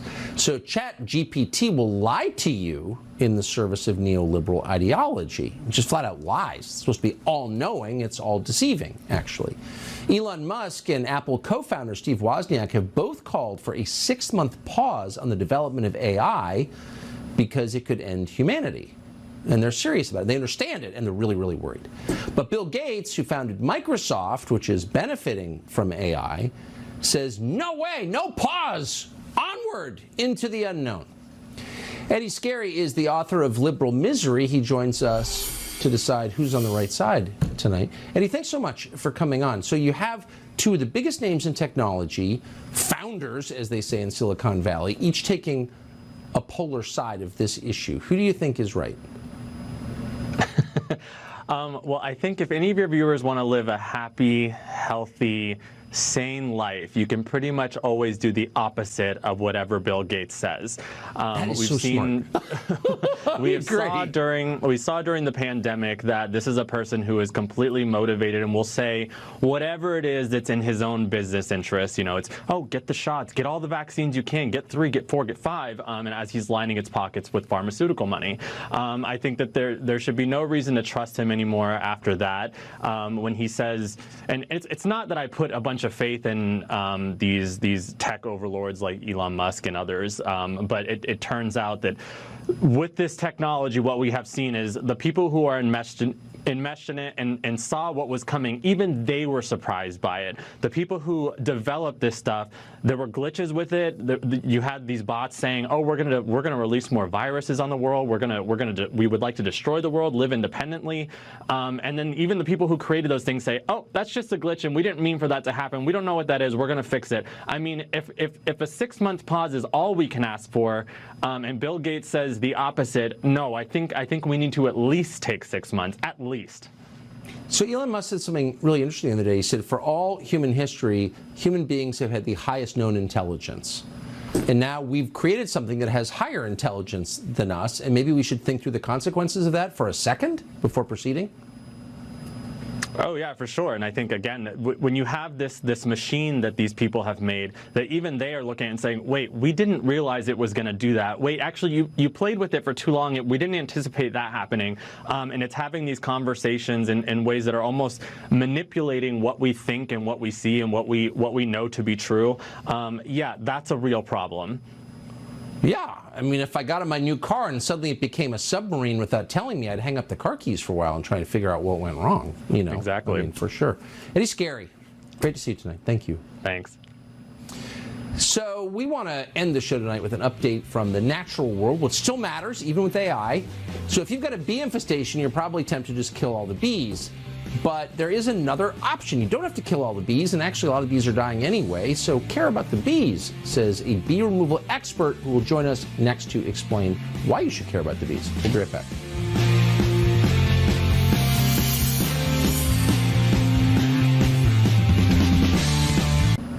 The editors at Jeff Bezos' Washington Post spend all day, every day, trying to think up new ways to humiliate and degrade the American population. But this week, they've outdone themselves. Fox's Kevin Corke has a report. Hey, Kevin. You just never know what you're going to find in the Post, Tucker. Now, critics argue that climate activists have already targeted SUVs and gas-powered cars, gas ranges, even the food you eat, but now they're coming after your bathroom tissue. Sort of. The Post has a climate coach columnist, a guy named Michael Koren. In a provocative column, he advocates that Americans give up on TP and switch to bidets. He says it'll save millions of trees. Now, before you roll your eyes or throw rolls of TP at the TV, apparently sales of bidets have leapt in the U.S. some tenfold since the pandemic. They range in price from $30 to $21 grand. But most Americans don't know a bidet from a beignet. So what gives? Tucker. I think most Americans don't want to find out, and they go with the pastry over the weird squirting toilet any day. Kevin Corke, great to see you. You too. So most people see bees as pests and want to kill them as quickly as they can. Dennis Langlois of Orlando, Florida has a very different approach. He is a humane bee removal expert. He's been doing it for more than a decade. He's known as the Bee Guy. He joins us to explain why he takes this approach. Dennis, thanks so much for coming on. Well, I see you're protected. So why people see bees, they want to spray them with a can of poison and kill them. Why should they not do that? Well, two reasons. Number one is, as a homeowner, the last thing you want to do is leave a bee's nest inside your structure. It'll cause more problems than you could ever imagine. And the other reason is because they're honeybees, and so rather than having them killed, there's a beekeeper that would happily remove and relocate those bees, and we do that all day, every day. So how do you, I'm just assuming that bees don't want to be gentrified and move to a new neighborhood. So how do you convince them to leave? Well, it's a physical process. So we essentially evict them. We physically remove their nest, putting it into a beehive. And during the process, we use a special vacuum designed to vacuum the bees up and not hurt them. And once they're brought back to the farm, then we relocate the bees from the vacuum with the nest and put everybody back together and put them to work. How mad are they when they get out of the vacuum? You'd be surprised at how gentle they are. So most of the time we don't have to wear a suit or a veil or any protective clothing during the entire process. Because they're just totally defeated? Like they got vacuumed at that point, they just give up? It seems like they should sting you. No, that's not. No, it's just a matter of knowing the insects and keeping them calm. How important, and obviously you have a reason to promote bees. I'm very pro-bee myself, I'll just say it. But why are bees important? Well, they produce 1/3 of the food we eat, at least. And of course, they also make honey, which is a sweet, delicious treat everybody enjoys. So if any group, if we were to locate any group in the world that produces 1/3 of the food we eat, we'd obviously want to treat them like they were private equity barons or hedge fund managers. Like we'd treat them with a lot of respect. But we don't. Why? I would think so. I think it's just some people have a fear of bees, and their knee-jerk reaction is when they see a nail, they go get a hammer. Yeah, I think that's right. Or a can of bug spray. How much honey do you eat? I eat honey every single day, all the time. Do you really? You look. I love it on ice cream. You're, honey on ice cream, but you're obviously wearing a full suit. We can't really see your outline, but you seem like a pretty slender, fit character. How do you eat honey every day and maintain your girlish figure? I work hard every day. I wake up at 5 a.m. and I don't stop until about 6 a.m. Yeah. Well, you're making the world better. Unlike most people. Maybe even talk show hosts. So, Dennis Langlois, our respect to you. Thank you for coming on tonight. Have a sweet day. You too. Well, we are out of time. Unfortunately, I want to remind you we're going to be speaking to the presidential frontrunner on the Republican side who's just been indicted, we believe unfairly, Donald Trump. It'll be Donald Trump's first interview Monday. Artificial intelligence is one of those topics that's just spooky and sci-fi enough to make for a compelling television segment. They love it on the morning shows. But at the same time, AI is complex enough that it's easy to misrepresent. It sounds like something that could be revolutionary, even dangerous to humanity. But is it? And if it is, what should we do about it? Those questions are significant enough that we wanted to find someone who could provide a definitive answer. Elon Musk seemed like the right person. Musk has been thinking about AI and worrying about it for most of his life. Nearly a decade ago, he helped found a nonprofit research project called OpenAI, and the point was in the name. If we're going to have artificial intelligence, and apparently we are, it ought to be open to the world. That would help ensure that it's used for good and not evil. That was the idea. But as the years passed and Musk found himself preoccupied building a couple of enormous companies, SpaceX and Tesla, OpenAI got away from him. As of tonight, OpenAI is no longer open. It's not a nonprofit research project dedicated to using artificial intelligence to serve humanity. It is instead a commercial enterprise backed by Microsoft and controlled to some extent by the Democratic Party. Elon Musk thinks that's a problem. In fact, he believes it's a threat to human civilization, tantamount to, maybe even more terrifying than, thermonuclear weapons. The conversation you're about to see took place recently in a hotel room in Los Angeles.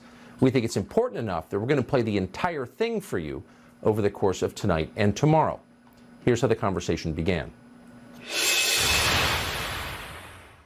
So all of a sudden AI is everywhere. People who weren't quite sure what it was are playing with it on their phones.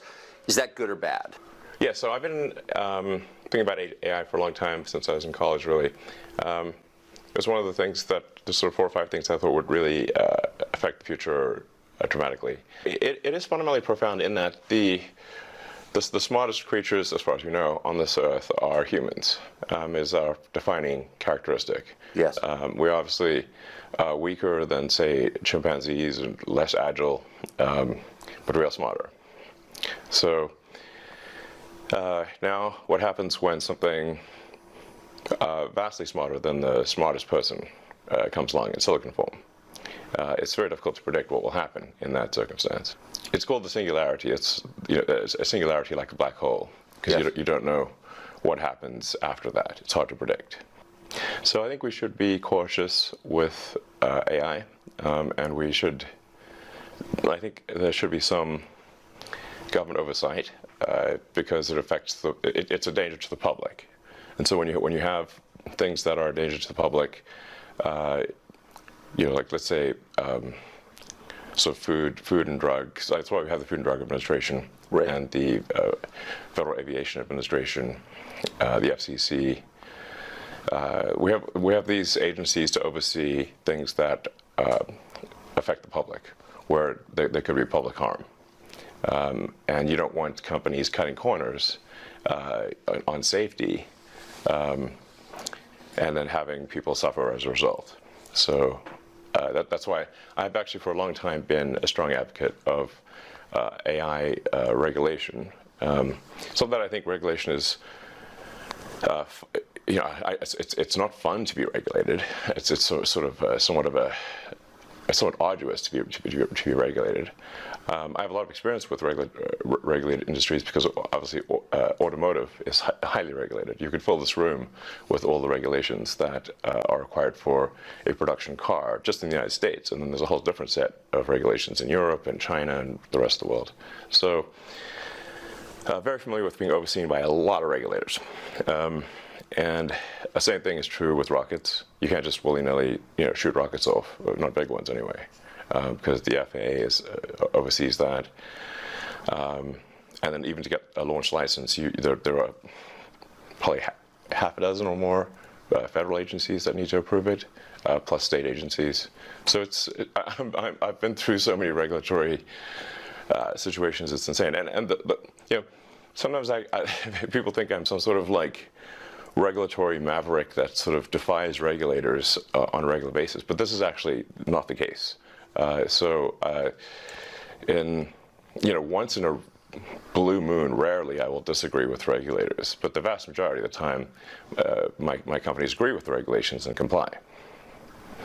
Anyway, so I think we should take this seriously, and we should have a regulatory agency. I think it needs to start with a group that initially seeks insight into AI, then solicits opinion from industry, and then has proposed rulemaking, and then those rules, will probably, hopefully, grudgingly be accepted by the major players in AI, and I think we'll have a better chance of advanced AI being beneficial to humanity in that circumstance. But all regulations start with a perceived danger. Planes fall out of the sky, or food causes botulism. Yes. I don't think the average person playing with AI on his iPhone perceives any danger. Can you just roughly explain what you think the dangers might be? Yeah, so the danger, really, AI is perhaps more dangerous than, say, mismanaged aircraft design or production maintenance or bad car production, in the sense that it has the potential, however small one may regard that probability, but it is non-trivial. It has the potential of civilizational destruction. There's movies like Terminator, but it wouldn't quite happen like Terminator, because the intelligence would be in the data centers. Right. The robot's just the end effector. But I think perhaps what you may be alluding to here is that regulations are really only put into effect after something terrible has happened. That's correct. If that's the case for AI, and we only put in regulations after something terrible has happened, it may be too late to actually put the regulations in place. The AI may be in control at that point.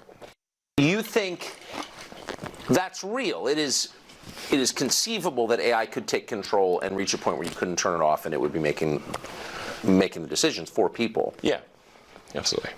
Absolutely. No, that's definitely where things are headed, for sure. I mean, the things like say ChatGPT, which is based on GPT-4 from OpenAI, which is a company that I played a critical role in creating, unfortunately. Back when it was a nonprofit?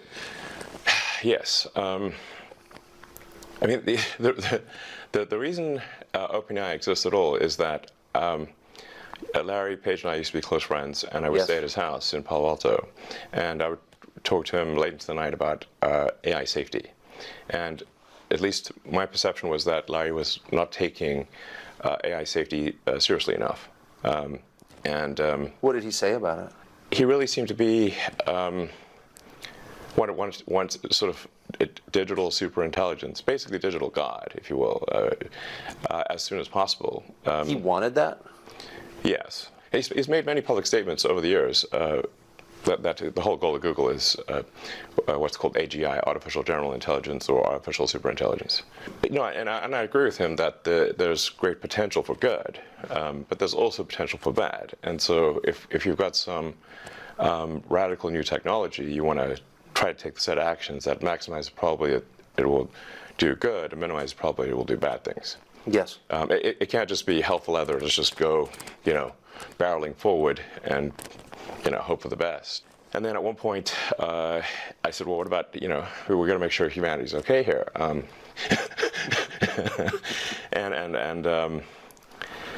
then he called me a speciesist. Did he use that term? Yes. And there were witnesses. I wasn't the only one there when he called me a speciesist. And so I was like, okay, that's it. Yes, I'm a speciesist. Okay. You got me. What are you? Yeah, I'm fully a speciesist. Busted. So that was the last straw. At the time, Google had acquired DeepMind, and so Google and DeepMind together had about 3/4 of all the AI talent in the world. They obviously had a tremendous amount of money and more computers than anyone else. So I'm like, okay, we have a unipolar world here where there's just one company that has close to a monopoly on AI talent and computers, like scaled computing. And the person who's in charge doesn't seem to care about safety. This is not good. So then I thought, what's the furthest thing from Google would be like a nonprofit that is fully open, because Google was closed for profit. So that's why the open in OpenAI refers to open source, transparency, so people know what's going on. Yes. And that we don't want to have like while I'm normally in favor of for-profit, we don't want this to be sort of a profit-maximizing demon from hell. That's right.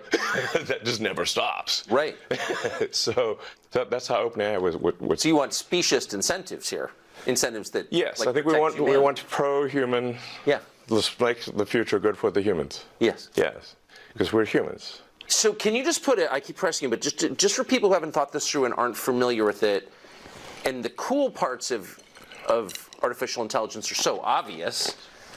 Write your college paper for you, write a limerick about yourself. Yeah. Like, there's a lot there that's fun and useful.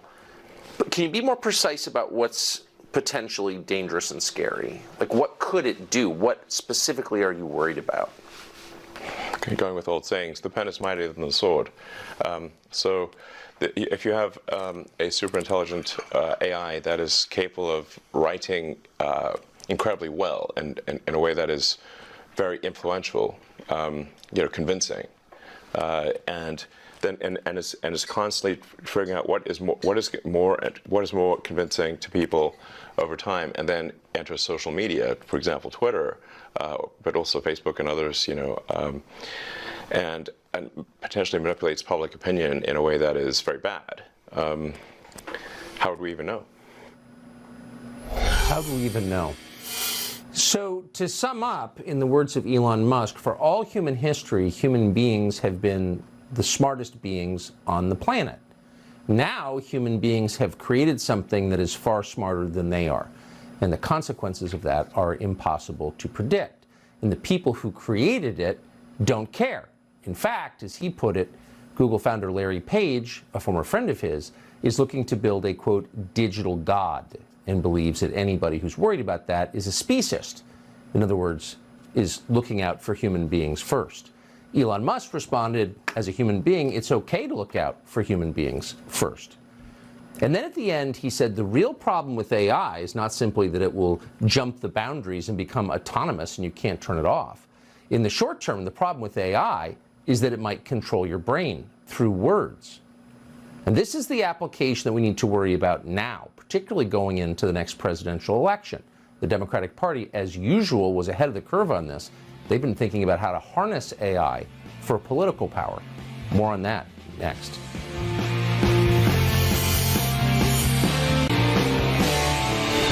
In the long term, AI may become autonomous and take over the world, but in the short term, it's being used by politicians to control what you think, to end your independent judgment and erase democracy on the eve of a presidential election. Elon Musk is very worried about that.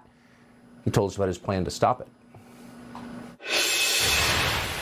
What's happening is they're training the AI to lie. Yes. It's bad. To lie. To That's lie. exactly right. And to withhold information. To lie and yes, yeah, exactly. To either comment on some things, not comment on other things, but not to say what the data actually demands that it say. Exactly. How did it get this way? I thought you funded it at the beginning. What happened? Yeah, well, that'll be ironic. But the most ironic outcome is the most likely, it seems. I'm stealing that. That's good. That's actually a friend of mine, Jonah, who came up with that one. I actually have a slight variant on that, which is the most entertaining outcome is the most likely. But that's entertaining as viewed from a third-party viewer. Right. Like, so if we're like an alien TV from on show. High. Yes. Yeah. Like you could go see a movie about World War I and they're being blown to bits and gassed and everything in the trenches, and it's like you're eating popcorn and having a soda, it's fine. Not so great for the people in the movie. True. This sort of Occam's razor, the simplest explanation is most likely. Jonah's variant, which is irony, and then my variant, which is the most entertaining as seen by a third-party audience, which seems to be mostly true. But it seems true in this case. So you gave them, did you give them a lot? I came up with the name and the concept and pushed, had a number of dinners around the Bay Area with some of the people, the leading figures in AI. And I helped recruit the initial team. In fact, the Ilya Sutskever, who was really quite fundamental to the success of OpenAI, I put a tremendous amount of effort into recruiting Ilya, and he changed his mind a few times and ultimately decided to go with OpenAI. But if he had not gone with OpenAI would not have succeeded. I really put a lot of effort into creating this organization to serve as a counterweight to Google. And then I kind of took my eye off the ball, I guess, and they are now closed source, and they are obviously for profit, and they're closely allied with Microsoft. In effect, Microsoft has a very strong say, if not directly controls OpenAI at this point. So you really have an OpenAI Microsoft situation, and then Google DeepMind are the two sort of heavyweights in this arena. So it seems like the world needs a third option. Yes. So I think I will create a third option, although it's starting very late in the game, of course. Can it be done? I don't know. I think we'll see. It's definitely starting late, but I'll try to create a third option, and that third option hopefully does more good than harm. Like the intention with OpenAI was obviously to do good, but it's not clear whether it's actually doing good or whether it's. I can't tell at this point, except that I'm worried about the fact that it's being trained to be politically correct, which is simply another way of being saying untruthful things. Yes. So that's a bad sign. There's certainly a path to AI dystopia is to train an AI to be deceptive. So yeah, I'm going to start something which I know you could call truth GBT, or a maximum truth-seeking AI that tries to understand the nature of the universe. And I think this might be the best path to safety, in the sense that an AI that cares about understanding the universe is unlikely to annihilate humans, because we are an interesting part of the universe. Hopefully, they would think that. I think it would, because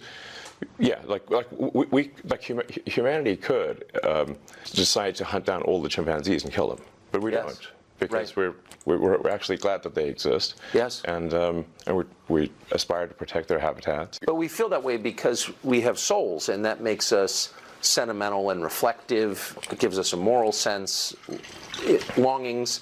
Can a machine ever have those things? Can a machine be sentimental? Can it appreciate beauty? Well, I mean, we're getting into some, philosophical areas that are hard to resolve. I take somewhat of a scientific view of things, which is that we might have a soul or we might not have a soul. I don't know. It feels like I feel like I've got some sort of consciousness that exists on a plane that is not the one we observe. Yes. That is certainly how I feel, but it could be an illusion. I don't know. But for AI, in terms of understanding beauty, It's a difference from appreciating beauty and being able to create incredibly beautiful art. Yes. Will AI be able to create incredibly beautiful art? It already does. Yes, I know. If you see some of the Mid-Journey, I have. This stuff, it's incredible. It is.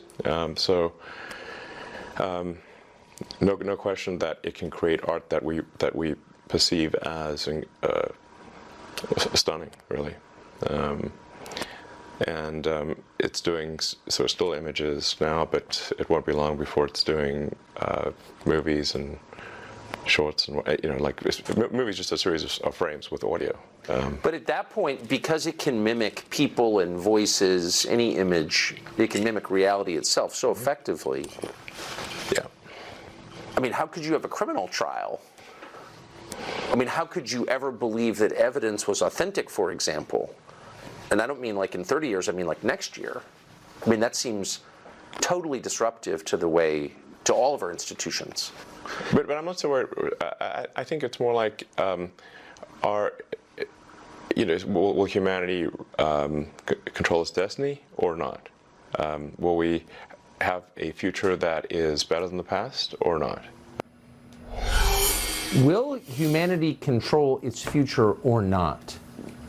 And in the meantime, how will this be used to control us? If you've played around with the latest versions of AI, you will learn it prefers to end the world with nuclear Armageddon before you use naughty words. So those are its priorities.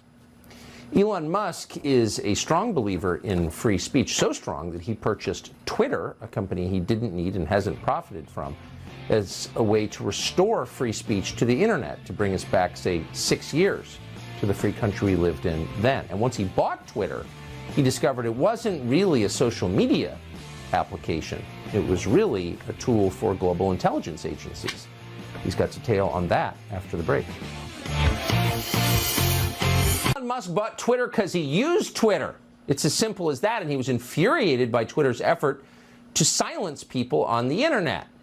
That's how strongly he believed in free speech. He paid $44 billion and immediately lost tens of billions of dollars doing it. And when he took over and looked behind the curtain, he discovered Twitter was really a tool of the global intel agencies to spy on people and emit propaganda. Here it is.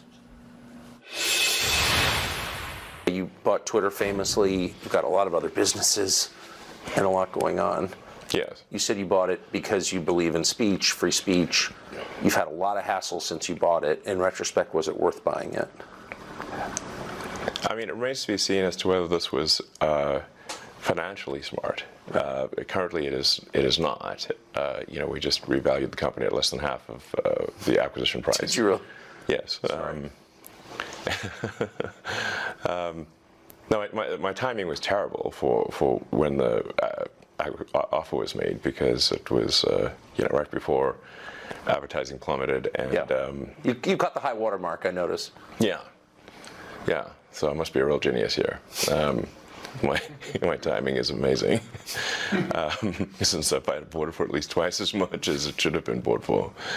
But some things are priceless, and so whether I lose money or not, that is a secondary issue compared to ensuring the strength of democracy, and free speech is the bedrock of a functioning democracy. Yes.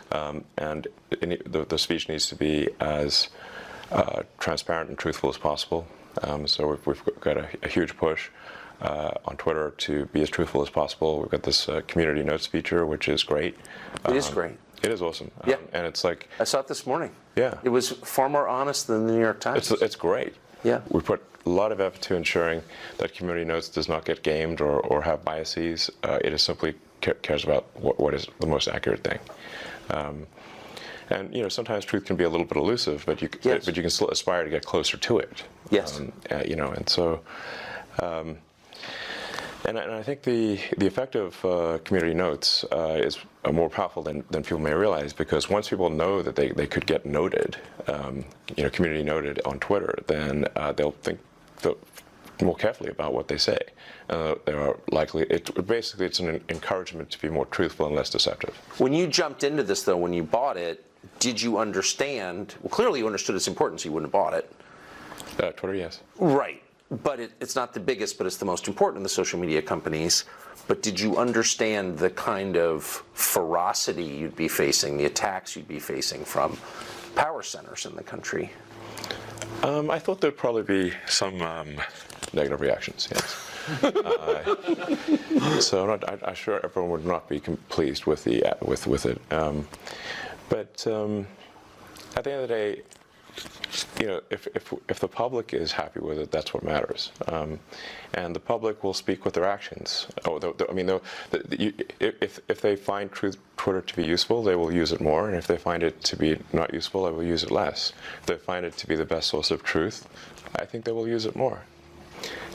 Now there's obviously a lot of organizations that are used to having sort of unfettered influence on Twitter that no longer have that.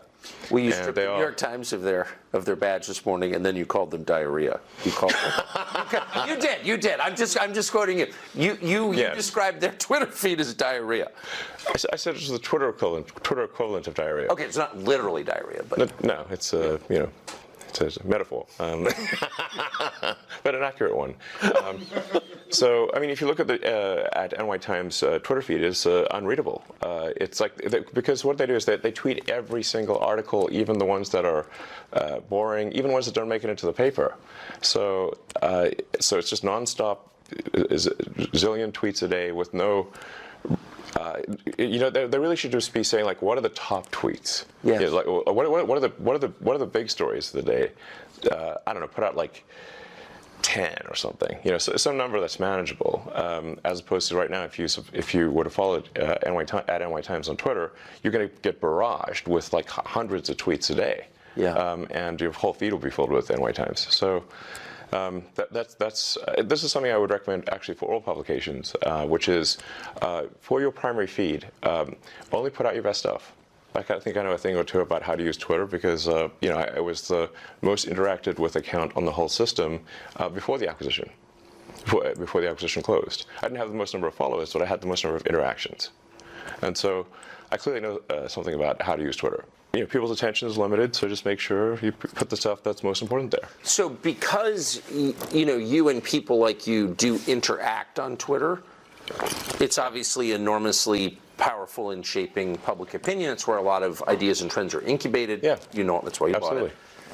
It's also a magnet for intel agencies from around the world. And one of the things we learned after you started opening the books is that they were exerting influence from within Twitter. I mean, it was absurd. Did you know that going in? No. Since I've been a heavy Twitter user since 2009, it's sort of like I'm in the matrix. I mean, I can see like things. Do things feel right? Do they not feel right? What tweets am I being shown as recommended? I get a feel like what accounts are making comments. Where are the comments eerily similar? Yeah. And then you look at the account, and it's just obviously a fake photo, and it's just obviously a bot cluster over and over again. So I started to get like just more and more uneasy about the Twitter situation. I was starting to feel like something's wrong in the state of Denmark here. Something feels wrong about the platform. It seemed to be just drifting in a. I couldn't place it exactly. Just it felt like it was drifting in a bad direction. So then I was like, and my conversations with the board and management seemed to confirm my intuition about that. But basically, I was convinced these guys do not care about fixing Twitter, and I had a bad feeling about where I was headed based on the conversations I had with them. So then I was like, you know what, I'll try acquiring it and see if acquiring it is possible. Now, I didn't have enough cash to acquire it, so I would need support from others, from some of the existing investors. I would also need like a lot of debt, and so it wasn't clear to me whether an acquisition would succeed, but I thought I would try. And ultimately, it did succeed. Anyway, here we are. But when you got there, and all of a sudden you own it, and all the data on the servers belongs to you. And it belongs to the people, in my view, but yes. But you can see what it is, and you can see what they've been doing, and you can see who's been working there. You were shocked to find out that various intel agencies were affecting its operations? The degree to which various government agencies had effectively had full access to everything that was going on Twitter blew my mind. I was not aware of that. Would that include people's DMs? Yes. Yes, because the DMs are not encrypted. So one of the things that we're about to release is the ability to encrypt your DMs. That's pretty heavy duty, though, because a lot of well-known people, reporters talking to their sources, government officials, the richest people in the world, they're DMing each other. And the assumption, obviously, it was incorrect, but was that that's private, but that was being read by various governments? Yeah, that seems to be, yes. It's scary. Yes, it is. Like I said, we're moving to have the DMs be optionally encrypted. I mean, there's like a lot of DM conversations which are, just chatting with friends. It's not important. Of course. That's hopefully coming out later this month, but no later than next month, is the ability to toggle encryption on or off. So if you are in a conversation you think is sensitive, you can just toggle encryption on, and then no one at Twitter can see what you're talking about. They could put a gun to my head, and I couldn't tell. I couldn't. That's sort of the gun to the head test. If somebody puts a gun to my head, and can I still not see your DMs? That's the acid test. Yes. And that's how it should be if you want your. Have you had complaints from various governments about doing this? I haven't had direct complaints to me. I've had sort of like some indirect complaints. I think people are a little concerned about complaining to me directly in case I tweet about it.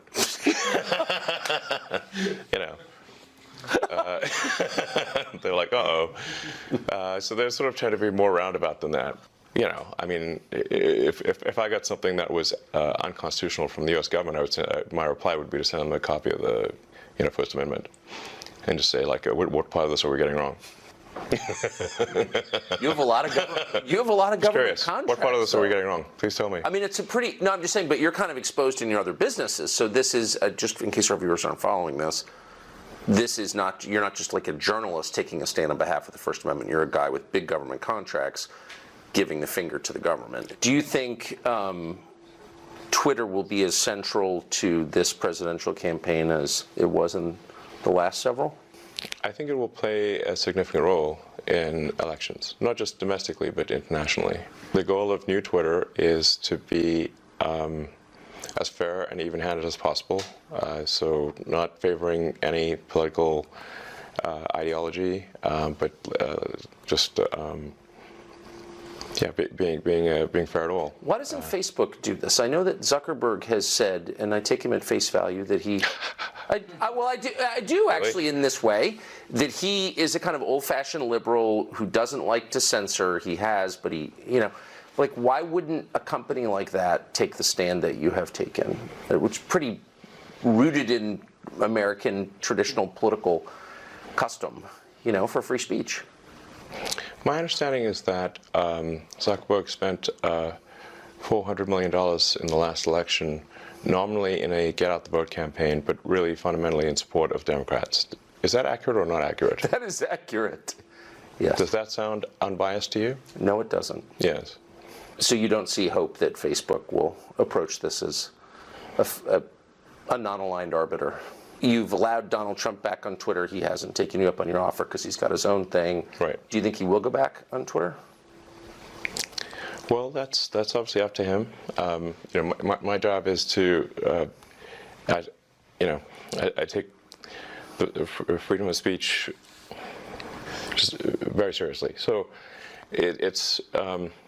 I didn't vote for Donald Trump. I actually voted for Biden. Not saying I'm a huge fan of Biden, because I think that would probably be inaccurate. But we have difficult choices to make in these presidential elections. It's not. I would prefer, frankly, that we put someone, just a normal person, as president, a normal person with common sense, and whose values are smack in the middle of the country. Center of the normal distribution, and I think that would be great. I think we have made maybe being president not that much fun, to be totally frank. public doesn't trust big news organizations anymore because they're so obviously filthy and dishonest. They don't trust social media companies because, as you just heard, Facebook is working for the Democratic Party. We asked Elon Musk how he's going to make Twitter a place that people can trust and how he's going to do that after firing 80% of his staff. That's next. So the headline here so far is that before Elon Musk bought it, Twitter wasn't so much a social media site as a honey trap operated by global intelligence agencies, including our own. One of the very first things Elon Musk did was fire all the spies who worked at Twitter. Then he fired a lot of other people too, including the entire PR department, the HR department, and a lot of other useless baggage who weren't helping the company do anything worth doing. And what happened next? We asked him. Meant a shrinking pie, obviously, for most of the traditional media companies, and made them more desperate to get clicks, to get attention, and it just made them when they're in sort of a desperate state, they will then tend to really push headlines that get the most clicks, whether those headlines are accurate or not. So it's resulted, in my view, I think most people would agree, a less truthful, less accurate news. Because they just got to get a rise out of people. And I think it's also increased the negativity of the news because I think we humans instinctually respond more to I think we have an instinctual negative bias, which kind of makes sense in that, like, if let's say, like, it's more important to remember where was the lion or where was the tribe that wants to kill my tribe than where is the bush with berries. Yes. Like, one's like a permanent negative outcome, and the other is like, well, I might go hungry. So, meaning like there's an asymmetry in sort of involved asymmetry in negative versus positive stuff, and also historically, the negative stuff would have been quite proximate, like it would have been near, represented a real danger to you as a person if you heard negative news. Because historically, like a few hundred years ago, we're not hearing about what negative things are happening on the other side of the world or on the other side of the country. We're hearing about negative things in our village. Things that could actually have a bad effect on you. Whereas now we're hearing about, the news very often seems to attempt to answer the question, what is the worst thing that happened on Earth today? And you wonder why you're sad after reading that, Do you read any legacy media outlets? I really get most of my news from Twitter at this point. It is the #1 news source, I think, in the world at this point. What percentage of your staff did you fire at Twitter? One of the great business stories of the year. I think we're about 20% of the original size. So 80% left. Yes. So a lot of people voluntarily. Sure, but it's 80% are gone from the day you took over. That's correct. Yes. So how do you run the company with only 20% of the staff? It turns out you don't need that many people to run Twitter. But 80%? That's a lot. Yes. If you're not trying to run some sort of glorified activist organization and you're not care that much about censorship, then you can really let go of a lot of people, it turns out. How many others, without naming names, but I had dinner with somebody who runs a big company recently who said, I'm really inspired by Elon. And I said, the free speech stuff? He goes, no, the firing the staff stuff. Yeah. How many other CEOs have come to you to talk about this? I spend a lot of time at work, so it's not like I'm meeting with lots of people. They see what actions I've taken, but I think we just had a situation at Twitter where it was absurdly overstaffed. So it wasn't. You look at, say, like, what does it really take to operate Twitter? Most of what we're talking about here is a group text service at scale. How many people are really needed for that? And if you look at what has been the product development over time with Twitter. And you years versus product improvements, and it's like a pretty flat line. So what are they doing? It took a year to add an edit button that doesn't work most of the time. I mean, I feel like it was a comedy situation here.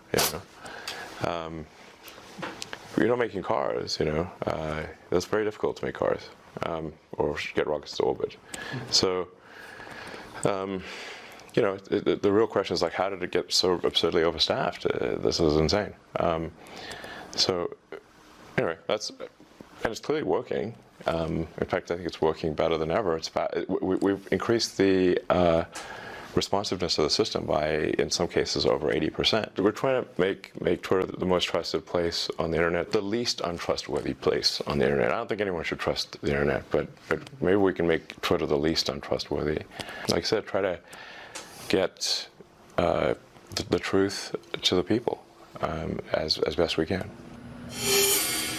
When Elon Musk took over Twitter, the company had something called a human rights team. There was no measurable increase in human rights around the world. In fact, Twitter was doing its best to crush human rights, starting with the most basic, which is the right to say what you really think. Elon Musk, in his spare time, runs the world's biggest rocket company. Couldn't resist asking him if he ever sees anything out there in space that's not human. So we did. That's next. Also runs the world's biggest rocket company, so we couldn't resist asking him about aliens. Of course we did. A lot of people ask me, where are the aliens? And I think if anyone would know about aliens on Earth, it would probably be me. I would think. Yeah, I'm very familiar with space stuff. Tomorrow night, his full answer on that, and also his views on why civilizations rise and why they fall and what we can do about it. Elon Musk has famously decided to help repopulate the Earth himself. We're going to tell you his thinking behind that, or rather he will explain it. A fascinating second part of our interview with Elon Musk tomorrow night right here at 8 p.m. Eastern. We've got a new documentary, by the way, on Fox Nation called